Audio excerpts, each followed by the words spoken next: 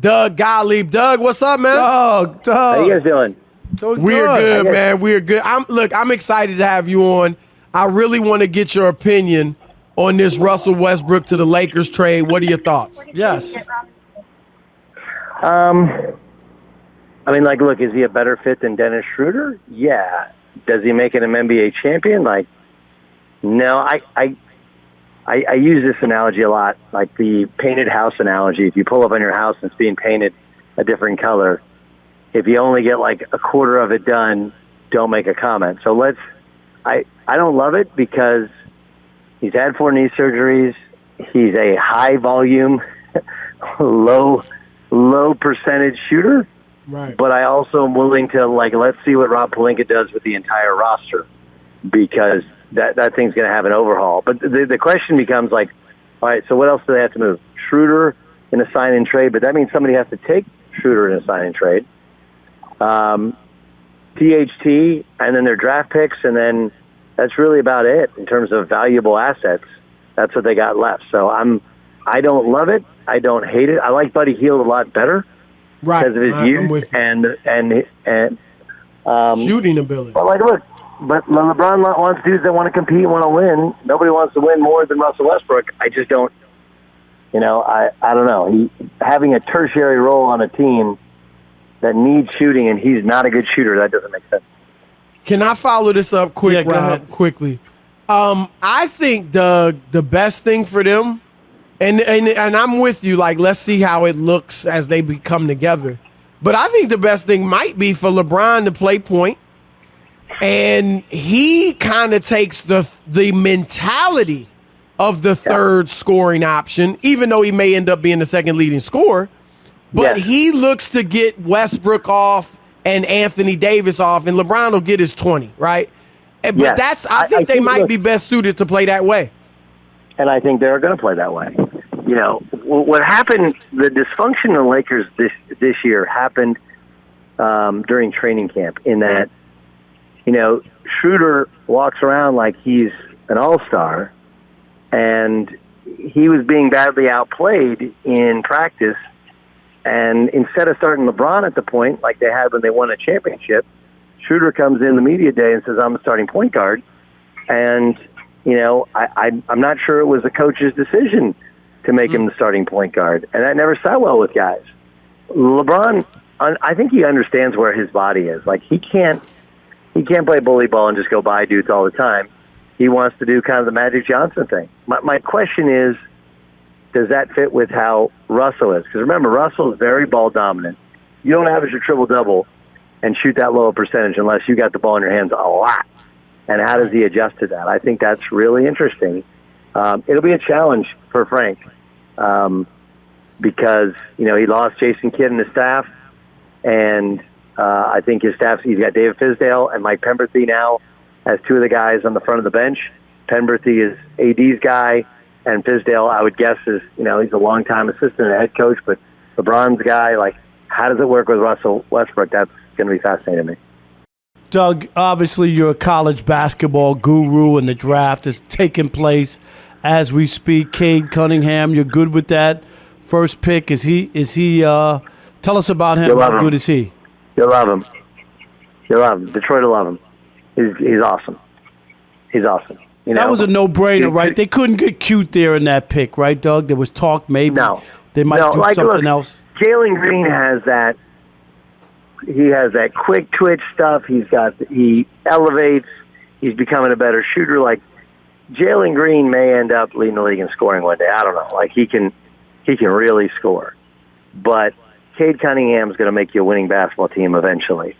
And I mean, I can't imagine what he'll do with the space in the NBA, where he didn't have a very good shooting team this year, and he still found ways that, he's a bit of a high turnover guy because he's not really a point guard, but I don't like the Grant Hill comparison. I like the Penny Hardaway comparison. I think he's Penny Hardaway 2.0. Well, Penny was a point. They got Van Vliet up there. In Detroit. Will he play the point? Yeah. I mean, like, the way in which people play now, he's your lead guard, your dominant ball handling guard. Right. But he can really play, and to carry that with you, right? Your potential number 1 overall pick. He had his brother, as part of the staff and whatever. Like, there's a lot of pressure there, and he performed. He performed really well in some big moments. I like him as a player. I like him as a kid. Could he be a little better defensively? Yeah. Could he shoot a little better? Yeah. Could he keep working on his body? Yeah. But people make it out like he's not a great athlete. Like, he's not Jalen Green. Jalen Green's a freak of nature. He's like an X-Man, right? He's a notch below that, but that's plenty good enough to be a great NBA player. How about, Doug, anybody else out there that really piqued your interest that, diamond in the rough, somebody, if they get this player, they'll be real happy 3 years from now? Oh, there's plenty of them. I mean, I like Scotty Barnes going 4th instead of Jalen Suggs. I was going to ask you about that. So part of it, like, we go a little bit by what we saw in the Final Four, right? We go a little bit by reputation. And also, remember, like, they kind of have their guys. I think that if you ask Toronto, I don't know if you can win big with Van Vliet as your starter, because remember, I'm sure they'll trade Kyle Lowry tonight or very, very soon, like a sign and trade. But you got Van Vliet, you got Pascal Siakam. Like, those are your foundational pieces. Scotty Barnes, the guy that's got to figure out how to shoot the ball better, but he does everything else well. And, like, look at his minutes played. Like, had he played Jalen Suggs minutes in a system that was designed to give him the ball as often as Jalen, I don't think he would have had comparable stats, but he had very good stats. And then what he can do for you in terms of defensive versatility, offensive versatility, I think he's going to be a really, really, really good player. Whereas Suggs is going to be good, but I don't know if Suggs is actually as good a shooter as his numbers told you he was this year at Gonzaga. And I think that Toronto was very cautious not to get caught up in the wow of the UCLA game, and instead just trying to evaluate the two players. And Scotty Barnes played against better competition the entirety of the year. It's hard for Jalen Suggs, but Jalen Suggs it's like an Alabama quarterback. They had better players at every position than just about everybody they played until they played Baylor, and then it was a different story. Doug, I know you love. Go ahead.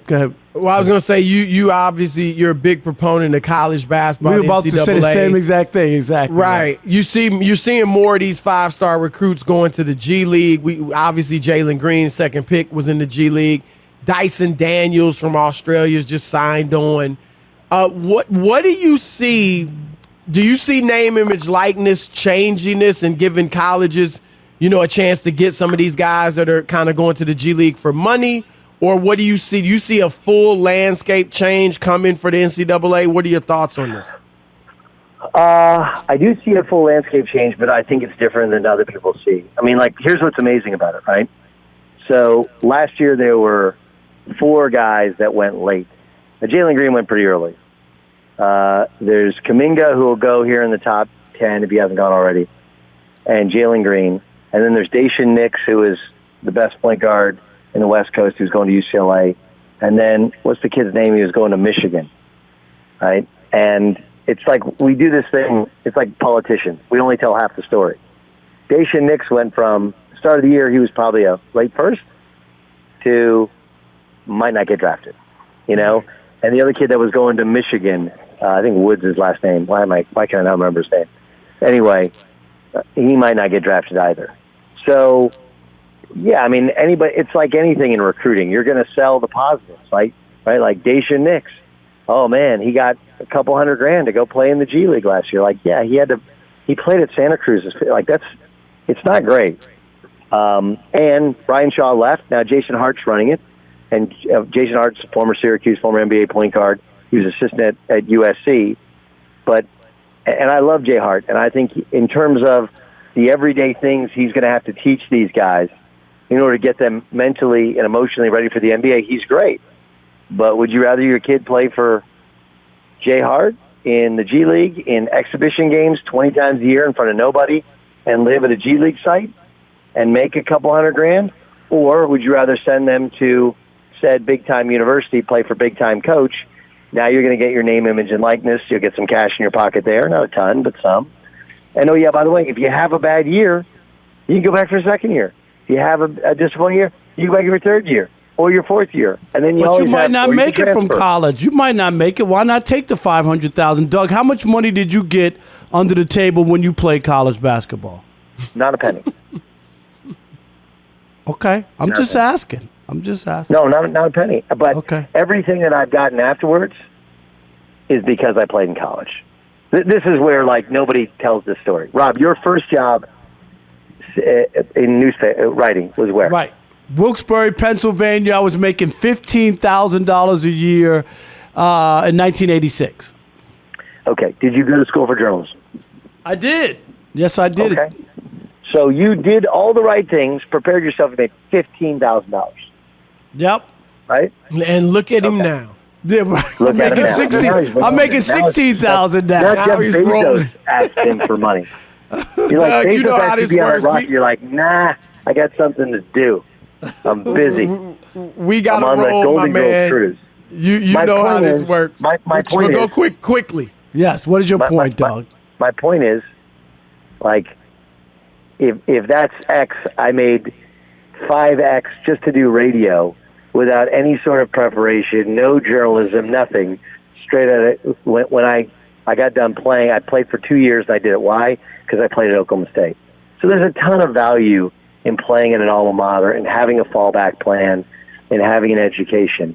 And I think what the name, image, and likeness does is it keeps, there's going to be, there's 150 kids that declare every year. It'll start being, I think, lower numbers because any of those kids that might not get drafted, they'll just hey, I can stay in college, I can make some money, and then I can do this again next year. I think it'll help a lot of sophomores get to be juniors, a lot of juniors get to be seniors. The one-and-dones are always going to go, and they're going to go, and there'll always be kids that want the quick payday. Look, Cade Cunningham's the perfect example. You can tell me Jalen Green. Cade Cunningham was not the number one pick before he went to college. Right, he goes to college, he's the number one pick. The exposure. And he's a success story for college basketball.